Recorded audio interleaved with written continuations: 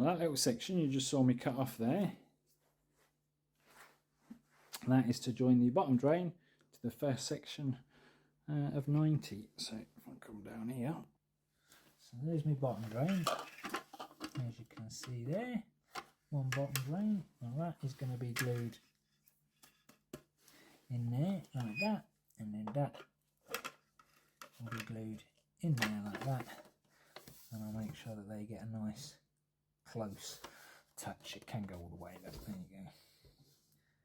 And then that will go in the bottom of the pond. Bit of pipe in there, job's a good one. So that's the first cut done. Just got to glue that section together, and then once that's glued together I can work out how much length of pipe I need off the bit that's left. Okay, that's a 1.5 metre section. I only nicked what, 7.5 centimetres I think that was. Yeah, that'll glue it nicely together. So we'll get that glued up in just a minute. I'll snap back to you all in a bizzle. Hey guys, Jamie here, keeping it koi. Welcome back to the channel, and if you're new, welcome. I hope to earn your subscription today. So today we are going to get the bottom drain finally set in place. So without further ado, let's spin round. Let's go and have a look. As you can see, I've still got an awful lot of soil to clear out today. I'll get that done, but first off I'm going to get the bottom drain glued together. I've got the bits already cut over there, so I'll go and grab them, and then we'll get that glued in and measure how much pipe I'm going to need. Right guys, so here's my bottom drain. Got one of the little compact 3-inch bottom drains, and that's going to go straight onto this 90 as it is there. So I've got a bit of pipe all pre-cut in the centre, ready to glue, just making sure I can get the two bits as close as damn it together, which I can. So you've all seen me glue before, but again I will show you how I do it. So pull these apart. As you can see, I've got prepped a bit of kitchen roll, a clean duster, and the bits I need to glue. So firstly I'm going to glue a small bit of pipe into the bottom drain, so just going to give that a dust and a clean, make sure it's all nice and clean, ready to go, which it is. Then we give the bit of pipe a clean, make sure there's no dust and dirt on there, like so. Put that down. Open the glue, which is always a bugger to open. So what I use is the 725 Wet and Dry by Weldon. Really good stuff, like really good. There is one small downside to using this stuff though. It's one of the fastest setting solvent weld glues that you can get. But what we do is we get a good old dollop on your brush, put a nice good dollop in there. It does drip everywhere, so do it on a surface that you don't mind getting drips on, and a good dollop round there as well. Brush back in the hole and connect the two together like so. And what I'm going to do is straight away glue the next bit up. So more glue around there, like so. I should have done the 90 first. Oops. Oh well, sit it like that, that'll be alright. Just rolling away. Get a load on the 90 as well. And you can see it's already setting, but there we go. Get that on there.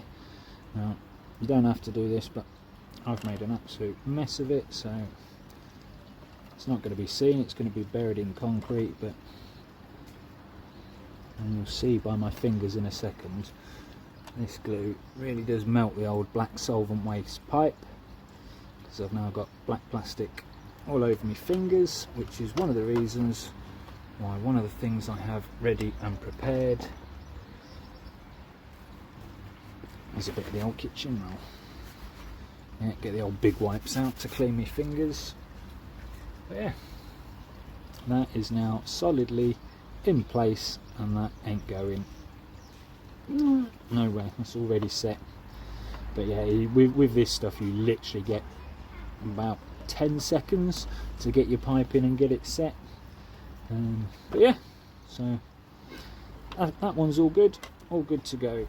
So that will set me depth, so I know exactly how much soil to dig out of this hole, and then I'll be able to measure how much pipe I need coming off there. So I will clear out this hole down here and snap back to you. Hey guys, so yeah, it's that time of the day again. Comment of the week. This week's comment of the week goes to this chap, Hans Hartman. He said, how about just turning the pipe so it goes to the back right corner, then do 7 bricks across in the back one, the short way, like you have it in the video, and then another across, and then the rest of the short side. That way you would lose much less water volume. That was an absolutely fantastic idea. The downside is I didn't get to see that comment until after I'd concreted in the bottom drain. So yeah, it would have been a real good idea if if that comment had come through before I'd have concreted in the bottom drain. But hey ho, what can you do? So yeah, that's the comment of the week this week, just the one. Although there was some absolutely fantastic comments, keep them all coming, love reading them. I do get back to every single one as soon as I possibly can. But we do have one other shout out very, very quickly, and it is to this chap. I think the light's a bit too bright on that, but yeah, let me show you a bit better. There you go, now you can see that. Sharpey's Koi. Absolutely cracking mug. Thank you very, very much, Sharpey, my brother. On the back, hey up me duck. Love it. Yeah, no, I really like that mug. It's a very, very nice mug.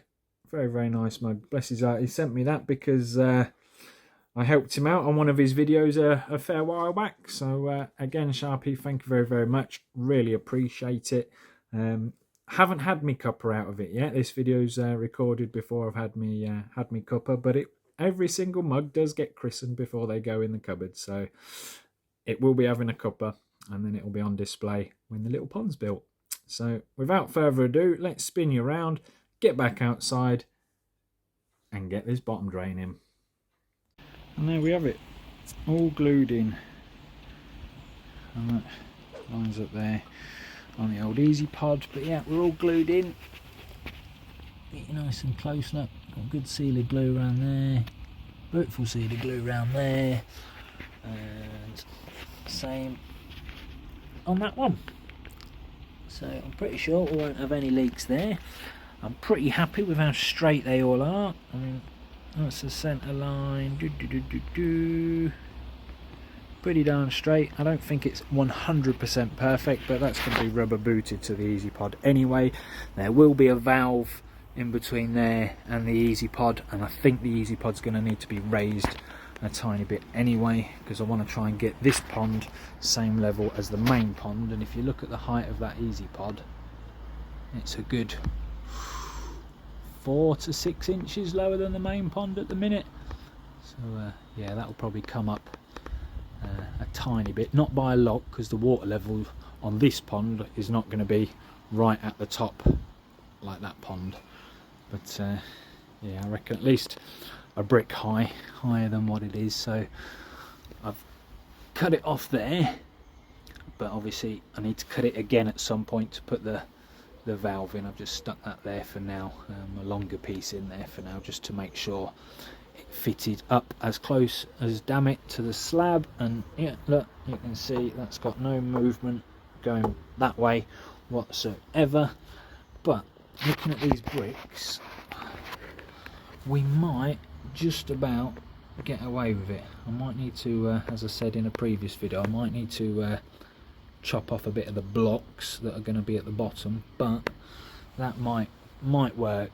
But as I say, I'll leave that pipe there for now, get the concrete base in, because what I did is budge that brick right up to that wall on there. I know obviously I've got to get the blocks in yet, but I'm hoping that with the concrete base up I might be able to do it. But if not, as I say, once the concrete base is down, I'll put the bricks, I'll probably get the blocks as well, put all them down, and see if we can get the full 8 along the back there.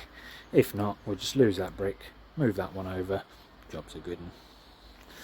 But yeah, it'd be sad to lose all that water if that is the case, but meh, it's got to work, innit? So, and I really don't want to be chopping up any of the slabs. But again, as always, like I did with the last pond build, one job at a time and work out the next job once that job's done.